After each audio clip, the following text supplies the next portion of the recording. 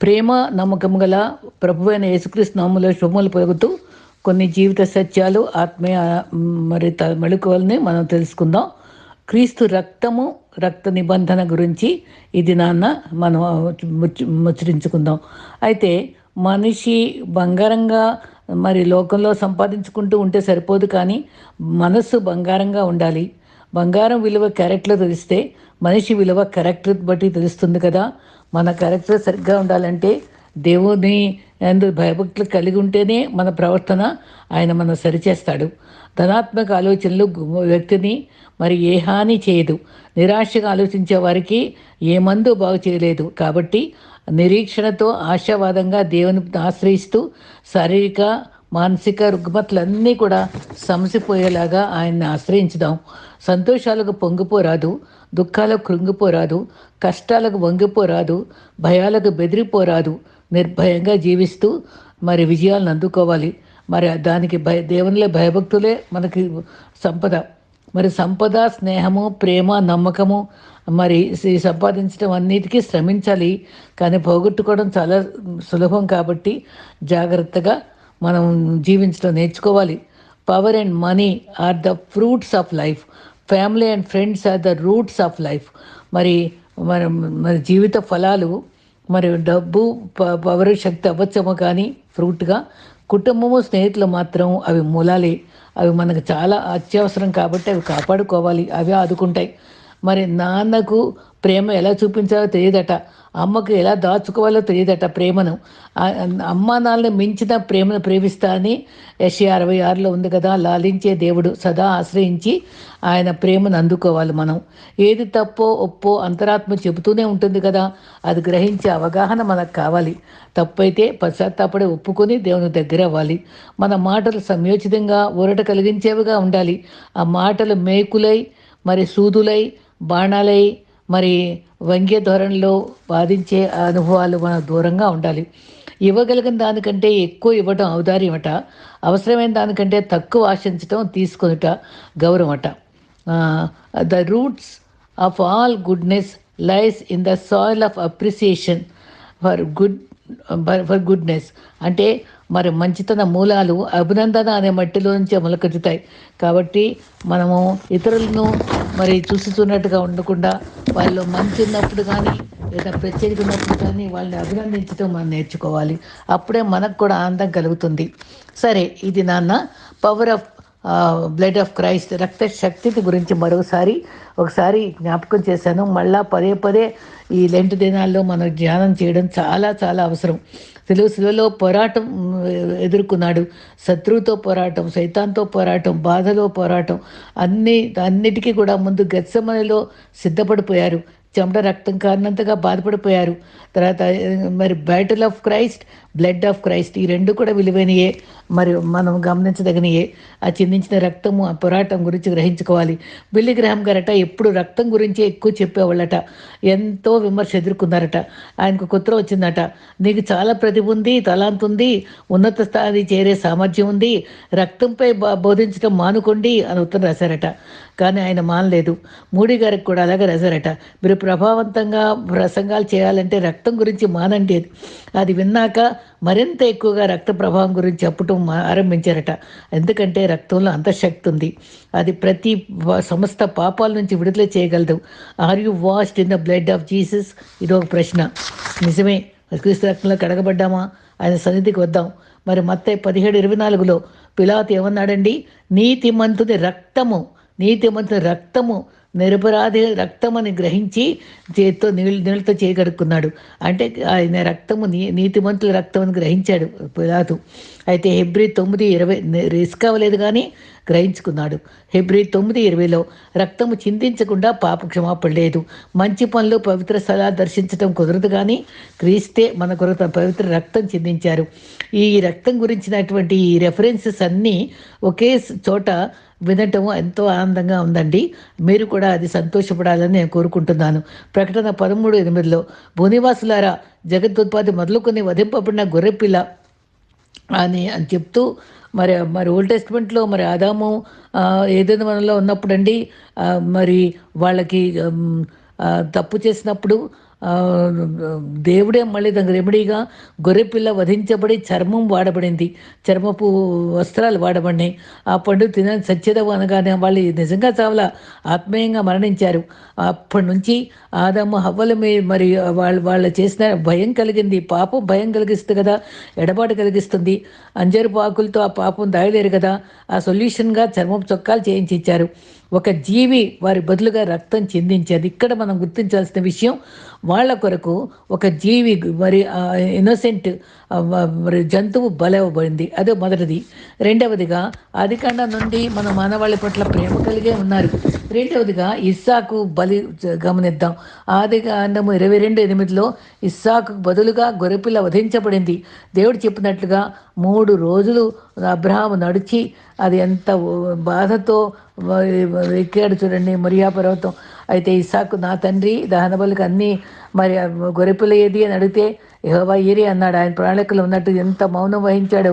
మూడవదిగా ఇశ్రాయేలీలు మరి పాసోవర్ ఆ టైంలో మరణదూత దాటిపోయింది. నిర్గమాకాండం 12:13 ఆ కమ్ములపై హిస్సోపు కుంచితో పూయబడిన రక్తపు యొక్క జాడలు చూస్తూ మరణదూత పారిపోవడం జరిగింది. మరి వారందరూ రక్షించబడ్డారు. అక్కడ కూడా గొర్రెపిల్ల రక్తం చిందించబడింది. 3 ప్రాంతాల్లో మనం రక్తం చిందించబడడం చూస్తాం. మన కొరకు న్యూ టెస్టిమెంట్లో క్రీస్తు రక్తం సరిపోయింది. అందరి తరతరాల పాపాలకై ఒకేసారి బలైనటువంటి క్రీస్తు బలియాగమే మనకి సరిపోయిన గొప్ప దేవుడు. ఎబ్రీ 10:11-12 మరియు ప్రతి యాజకుడు దినము సేవ చేయించు ఎన్నటికీ పాపం తీసివేయటకు ఆ బల్లను మాటి మాటికి అర్పించేవాడు. అది కాదు పరిపూర్ణమైనది, కానీ మరి అదేంటి సేవింగ్ బ్లడ్. హెబ్రీ 10:4 సదాకాలము నిలిచే ఒకే ఒక బలి క్రీస్తు అందరి పాప విముక్తిగా అర్పించాడు. ఎంత చక్కటి విచ్చినమండి. సదాకాలం నిలిచే ఒకే ఒక బలి క్రీస్తు ద్వారా మనం పొందుకున్నాం. అయితే ఒకేసారి సిలువలో తరతరాలకు చెందించబడింది.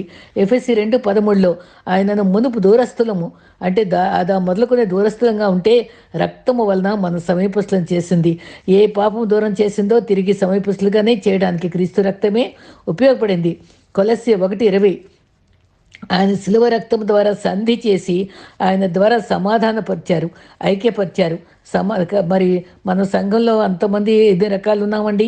కలర్ లేదు, క్యాస్ట్ లేదు, పేద గొప్ప ఎంత విభిన్నంగా ఉన్నా క్రీస్తు రక్తంతో కడగబడిన వాళ్ళమే బంధువర్గం, క్రీస్తు రక్త బంధువులం అయిపోయాం. అందరూ సమానమే. క్రీస్తు ప్రేమ బంధిస్తుంది, అందరూ ఒక సంఘంగా చేర్చింది. దేశాలు, ప్రాంతాలు ఇవన్నిటికీ తేడా లేదు. అదే క్రీస్తు రక్త శక్తి. మరి 1 యోహాను 1:7 మనం వెలుగులో నడిస్తే క్రీస్తు రక్తము ప్రతి పాపము నుంచి మనల్ని పవిత్రులుగా చేస్తుంది. అయితే ప్రకటన 12:11 యేసు రక్తంను బట్టి, సాక్ష్యమును బట్టి జయించి ఉన్నారు. చూసారా, ఆయన రక్తం ఎన్ని చోట్లుందో, ఎంత విలువగా ఉందో. గొర్రెపిల్ల రక్తం బట్టి, సాక్ష్యం బట్టి జయము లభిస్తుంది.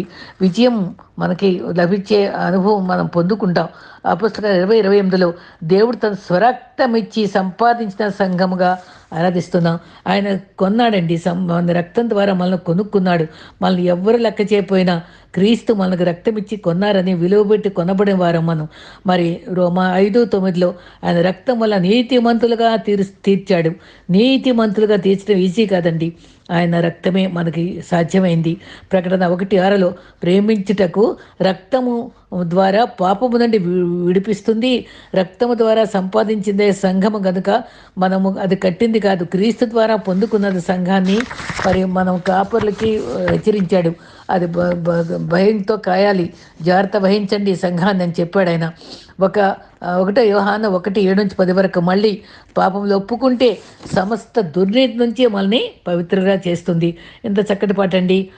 What can wash away my sins, nothing but the blood of Jesus. అన్నిటికీ అదే మాట ఉంటుంది, nothing but the blood of Jesus, precious is the మరి అంటే ఫ్లోయింగ్ బ్లడ్. ఇదంతే, nothing but the blood of Jesus, nothing but the blood of Jesus. ఈ రక్తంలో శక్తిని తెలుసుకోవాలండి. రక్త శక్తి స్వభావంగా మనల్ని నూతన స్వభావంగా మారుస్తుంది, మన జీవితాన్ని మార్చేస్తుంది. మరి ఒక భక్తుడు రక్తం గురించి దర్శనాన్ని పొంది ఎంతో విలువైన విశ్వాసగా మారిపోయాడు. క్రీస్తు రక్తం శక్తిని తప్పకుండా అందరం కూడా గ్రహించే వారంగా ఉండాలి. 29:20 వారు పసిపిల్లలకు యవన యవనస్తులకు నాశనం చేయడానికి మరణం కిటికీలకు ఎక్కుతున్నది. మన యవనస్తులైన బిడ్డలకు, పసిపిల్లలకు కూడా క్రీస్తు శిలువ ఇది బోర్ అనుకోకూడదు. ఆయన బిడ్డలకు క్రీస్తు అంటే ఎవరు, క్రీస్తు ఏం చేశారు, క్రీస్తు రక్తము శక్తి ఏంటని చెప్పటం మనకు చాలా బాధ్యతగా ఉండాలని మనం హెచ్చరింపబడుతున్నాం. లేంటి నాలో సిల్వ ధ్యానిస్తున్నాం కదా, అది మతాచారం కాదు, కానీ క్రీస్తు శ్రమలు ధ్యానించడం వల్ల మరి 1 కొరింథీ 1:18 సిలువను గురించిన వార్త రక్షించబడుచున్న మనకు దేవుని శక్తి కనుక ఆ సిలువ యాగాన్ని తలుస్తూ థ్యాంక్ఫుల్గా ఆయన ఎంత గొప్ప కార్యం చేశాడని కృతజ్ఞత చెల్లిస్తూ నూతనంగా రీడెడికేట్ చేసుకోవాలండి. మనం రక్త నిబంధన మనం అర్థం చేసుకోవాలి. హెబ్రీ 9:19 ప్రజలందరూ జంతువుల రక్తం తీసుకొని మరి బైబిల్ మీద, మరి ధర్మశాస్త్రం మీద, ప్రజల మీద చిలకరించేవారట. దేవునితో నిబంధన స్థిరపడేది. మోషే హిస్సోపుతో మరి మొక్క, అది హిస్సోపు 2 అడుగులు ఉండే మొక్కట, అది మెడిసినల్ వాల్యూ ఉంటుంది, దాంతో చిలకరించేవాళ్ళు అనమాట. ఔషధ వాల్యూ ఉంది. అది గ్రంథంపై అందరూ చిలకరించేవాళ్ళు. అది ఇప్పుడు అక్కర్లేదు. న్యూ టెస్టిమెంట్లో మనకి నూతన నిబంధనలో ప్రజలపై చిలకరించాల్సిన అవసరం లేదు, కానీ క్రీస్తు రక్తమే మనకు శుద్ధీకరించేది. నీ రక్తమే నన్ను శుద్ధీకరించు, నీ రక్తమే నా బాలము. ఎన్ని పాటలండి. యేసు రక్తము, అది ఎంత మంచి పాట అండి. ఆ యేసు రక్తం ఏం చేస్తుందో ఎన్నో ఉన్నాయి మనకి, ఎన్నో భావాలు ఉన్నాయి మనకి సిలువ గురించి. లేవి 17:10 మీ నిమిత్తము ప్రాయశ్చితం చేయుటకు మీకు ఇచ్చి బలిపీఠముపై చేయుటకు రక్తం ఇచ్చారు. మరి గతంలో ఆదామా వాళ్ళు ఫలించాలని, మరి ఫలం తినదని చెప్పి చచ్చేదని చెప్తే కూడా వాళ్ళు తిన్న తర్వాత, వాళ్ళు దూరం అయిపోయిన తర్వాత వాళ్ళకి మరి నిబంధన చేసుకున్నారు. ఇష్టమైంది ఇచ్చి పుచ్చుకోవాలి. ఆదామావలు కూడా ఇచ్చి పుచ్చుకునే ధోరణిలో వాళ్ళు ఎంతో హాయిగా గడిపారు. కానీ ఎప్పుడైతే నిబంధన మీరారో వాళ్ళు పాపులు అయిపోయాక తిరిగి దాన్ని పునరుద్ధరించడానికి మళ్ళా క్రీస్తు నిబంధన రక్తం అవసరమైంది. మరి ఎఫెసీ 1:7 క్రీస్తుకు కృపదైశ్వర్యం చొప్పున ఆ ప్రీనియందు క్రీస్తు రక్తము మన విమోచన, అపరాధములకు క్షమాపణ కలిగినది. దాని ఒక మరొక వాల్యూ, మన అపరాధములకు క్షమాపణ, విమోచన అంటే విడుదల కూడా మనకు కలిగింది. 1 పేతురు 1:19 ఇది ఎటువంటి రక్తం అండి, ఎంత మంచి మాట అండి. అమూల్యమైన రక్తము, నిర్దోషమైన రక్తము, నిష్కళంకమైన రక్తము, దాంతో మనం విమోచింపబడ్డాం. మనం గ్రహించుకోవాలి.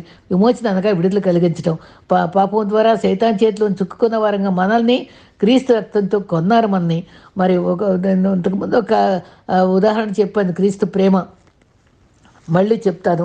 ఓ చిన్ని కుర్రాడు ఆడుకుంటూ మరి ఇష్టమైన పెంచుకున్న పావురాన్ని మరి దాన్ని వదిలిపెట్టేసి ఆడుకుంటుంటే దాన్ని బోయేవాడు తీసుకొని వాడు తీసుకుపోతుంటే పరిగెత్తుకుని వెళ్ళి నాది అది నాకు కావాలంటే నువ్వు ఒక సీసా రక్తం ఇస్తే తప్ప నేను ఈ పావురు ఇవ్వను అన్నాడంట. అది నాదే కదా అంటే లేదు నేను ఇవ్వనని తీసుకుపోతుంటే అప్పుడు ఒక పక్కకి వెళ్ళి మరి మేకుతో కోసు గిచ్చుకుని ఒక సీసా నిండా రక్తం ఇచ్చి అప్పుడు అది ఇచ్చి అది కొనుక్కొని మరి ఆ పావురాన్ని విమోచించుకున్నాడు. క్రీస్తు చేసింది అదే. ఆయన రక్తం ద్వారా మనకు తన బిడ్డలమైన మనల్ని తనే మరి మూల్యం చెల్లించి మనల్ని కొన్నాడు. ఇది నా రక్తము, మత్తయి 26:28 నీ రక్తము అనేకులకు చెందించబడుచున్న నా నిబంధన రక్తము. ఈ మాట మనం బాగా గుర్తుపెట్టుకోవాలి. నిబంధన, క్రీస్తుతో మనకు నిబంధన ఉందండి. ఆ నిబంధన రక్తం క్రీస్తు చనిపోవటకు ముందు రాత్రి చెప్పిన క్రీస్తు మాట.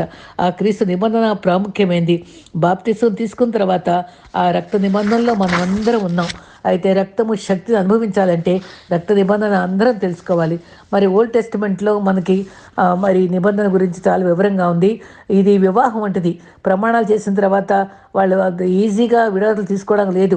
ఆ ఒక్క ప్రమాణాల విలువను బట్టి, నిబంధన చేసుకున్న దాన్ని బట్టి వాళ్ళు నిరంతరం నిలబడటం అది ఒక పెద్ద ఆచారంగా మనకి క్రైస్తవ విశ్వాసంలో మన నిలిచి ఉన్నది కనుక ఒప్పందం చేసుకుంటారు. నిబంధన స్థిరంగా ఉంచుకోవడానికి మరి ఇచ్చి పుచ్చుకుంటారు. మరి ఇస్సాకు బలిచ్చినప్పుడు కూడా దేవుడు తనతో నిబంధన చేశాడు కాబట్టి, అడిగాడు కాబట్టి ఇంకా వాళ్ళు ఒకరికొకరు ఇరుపక్షాల వాళ్ళు ఇవ్వటానికి ఇష్టపడాలి. వాళ్ళు నో అనకూడదు. ఇక ఆ నిబంధన లాగానే తను నో అనకుండానే మరి ఇస్సాకు బలిచ్చినందుకు దాని ప్రతిఫలంగా మరి నీకు ఆకాశంలో ఎన్ని నక్షత్రాలు ఉన్నాయో, ఇసుకలు ఎదురైన ఉన్నాయో అంతగా నీ సంతానం దీవిస్తా అని ఆయన కొంచెం ఇస్తే ఎక్కువ ఇచ్చే దేవుడు అండి. అలా ఇచ్చే దేవుడు. అయితే ఒక చక్కటి ఎగ్జాంపుల్ ఒకటి చెప్పారు ఒక విశ్వాసి. డేవిడ్ లివింగ్స్టన్ గారు ఆ చీకటి ప్రాంతాల్లో ఆఫ్రికాకి మిషనరీగా వెళ్ళినప్పుడు ఆయన ఎంతకీ వెనక్కి రాపోయేటప్పటికి మరి హెన్రీ స్టాన్లీ అనే ఒక ఆయన్ని ఒక టీమ్గా పంపించారట. వారికి అక్కడ గిరిజనులందరూ వారి అడ్డంకులు ఇచ్చి వారితో సహకరించక వాళ్ళని చాలా విసిగించి వాళ్ళని కొందరు చనిపోయారట, కొందరు చంపబడ్డారట. అలా ఉన్న టైంలో ఈ హెన్రీ అని ఆయన వెళ్ళినప్పుడు ఒక ట్రాన్స్లేటర్ ఆయన ఉన్నాడట. ఆయన మీరు ఈ గిరిజనులతోటి ఈ అడవి ప్రాంతంలో ఉండే వాళ్ళ కోసం రక్త నిబంధన చేసుకోవాలి అన్నారంట. అమ్మో అది ఎట్లాగా అని అంటే, నువ్వు తప్పదు మీరు చేసుకోవాల్సిందే అని చెప్పారట. అప్పుడు రక్త నిబంధన ఎలా చేసుకోవాలి అని అంటే, వారి రక్తాన్ని కోసుకొని ఆ రక్తంతో ద్రాక్షారసం కలిపి ఇద్దరు ఇటుపక్క గిరిజనులు ఆయన ఈ టీం కూడా తాగారట. అప్పుడు రక్త నిబంధన అన్నారట. అప్పుడు శత్రువులు మిత్రులుగా అయిపోయారట. అప్పుడు హెన్రీ నుంచేమో వాళ్ళందరూ ఒక బహుమతి కోరారట. నో అనకూడదు కదా. వారంట ఈయన కడుపు నొప్పి ఉంటే ఒక మేకను తెచ్చుకొని మేక పాలు తాగేవాడట.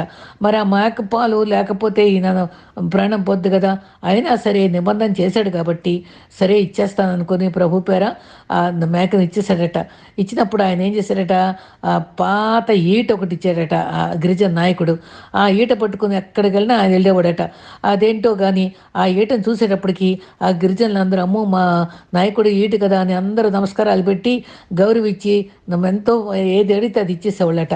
అప్పుడు ఆయన అన్నాడట, మరి సరే ఒకసారి మరి మేక కావాలి నాకు అడగగానే ఒక మంద ఇచ్చేసారట. మేక మంద చూసారండి. వాళ్ళే అంత నిబంధనకి కట్టుబడితే మన ప్రభువు ఆయన ఇవ్వవలసిన మనం ఆయన అడిగింది మనకి ఇస్తే మనకి ఎన్ని విలువైన ఇస్తాడండి. నష్టం కలిగిన బాధ కలిగిన మనం నిబంధనలతో మనం ఇవ్వటానికి ఇష్టపడాలి. మలాఖీలో కూడా ఎంత చక్కగా చెప్తాడు, రాబడిలో 10వ భాగం ఇవ్వండి, మరి నిధులన్నిటినీ ఆకాశ వాక్యలు విప్పి పట్టజాలని దీవెనలు ఇస్తా అన్నాడు. మరి సామెతలు 3:9 కూడా నీ రాబడి అంతటిలో భాగం మరి కొట్టులో ధాన్యం సమృద్ధిగా ఉంటుంది, ద్రాక్షరసము పొర్లి పారుతుంది. నిజంగానే మరి సమర్పణ చేయము ప్రభువునకు నిధనము దేహము సమయమును. మరి ఏదన్నా సరే మన బిడ్డల్ని ఇస్తావా, నువ్వు ఇచ్చేదవా అని ఎంతో చక్కగా ఉంటుందండి ఆ పాట. మన బిడ్డల్ని కూడా ప్రభుకి ఇవ్వాలని దేవుడు కోరుకుంటున్నాడు. ఆయన సేవలను దేవులు ఉన్నాయి. పాలియాంగ్ చర్చిలోనట పాస్టర్లు అందరూ చాలా చక్కగా వర్ధిల్లుతూ మంచి పేరు తెచ్చుకునే వాళ్ళట. అప్పుడు అసలు ముందు పాస్టర్లకి పెళ్లి చేయాలంటే ఆడపిల్లలకి ఆ తల్లిదండ్రులు ఇష్టపడేవాళ్ళు కదట. ఈ పాలియాంగ్ చర్చిలో ఉండే పాస్టర్లను చూశాక అమ్మో నా బిడ్డలకు పాస్టర్ గారినే పెళ్లి చేయాలని వాళ్ళు ముందుకు వచ్చేవారట. నిజంగా మరి ఎవరు కూడా నష్టపడలేదండి. దేవుని సేవ చేసే సువార్త ప్రకటించే పాదాలు సుందరాలు ఎంతో గౌరవం ప్రభు సేవ పరిచయం చేస్తే మనకి దేవుడు ఏది ఇవ్వక మానడు. దేవుని కొరకు చేసినది ఏది కూడా మనకు దేవుడు అచ్చి ఉండడు, మనకు తిరిగి ఇచ్చే దేవుడు. అది ఒక్క కుమార్ని ఇచ్చిన ఆ నిబంధన ఎంత గొప్పది చూడండి. అబ్రహాము ఆ నిబంధన నెరవేర్చుకున్నాడు నమ్మకంగా. బాధైనా నష్టమైనా ఇవ్వాలి, శ్రేష్టమైన ఇవ్వాలి. రక్త నిబంధనలో మనం ఉండాలి. మరి క్రీస్తు యొక్క రక్త నిబంధన గురించి మనం ఎంతో రక్తం యొక్క శక్తిని గురించి, రక్తం గురించిన రెఫరెన్సెస్ గురించి, మరి నిబంధన గురించి మనం క్లుప్తంగా నేర్చుకున్నాం.